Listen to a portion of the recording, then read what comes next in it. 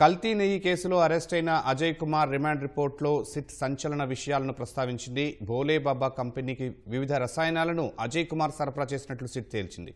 2020 నుంచి 2024 వరకు భోలేబాబా కంపెనీకి కోట్ల రూపాయల విలువైన రసాయనాలు సరఫరా చేసి అజయ్ కుమార్ భారీగా ఆదాయం పొందినట్లు రిమాండ్ రిపోర్ట్లో వెల్లడించింది.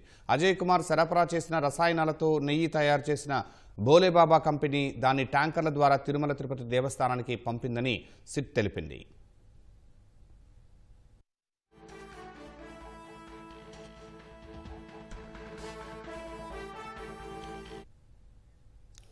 భోలేబాబా కంపెనీకి అజయ్ కుమార్ మోన్గ్లిజరైడ్స్, అసిటిక్ యాసిడ్ లాంటి కెమికల్స్ సరఫరా చేసినట్లు విచారణలో తేలింది. లడ్డూలు తయారు చేసే నెయ్యిలో 90% పైగా పామాయిల్ వినియోగించినట్లు గుర్తించారు.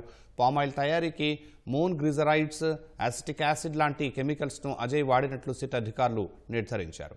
తిరుమల లడ్డూ ప్రసాదంలో కల్తీ నెయ్యి కుట్రలో అజయ్ కుమార్ సుగంధకు కూడా భాగస్వామ్యం ఉందని సిట్ అధికారులు రిమాండ్ రిపోర్టులో వెల్లడించారు.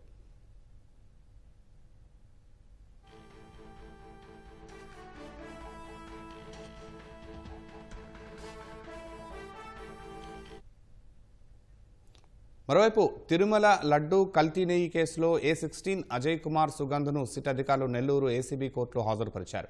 కోర్టు ఆయనకు ఈ నెల 21 వరకు రిమాండ్ విధించింది.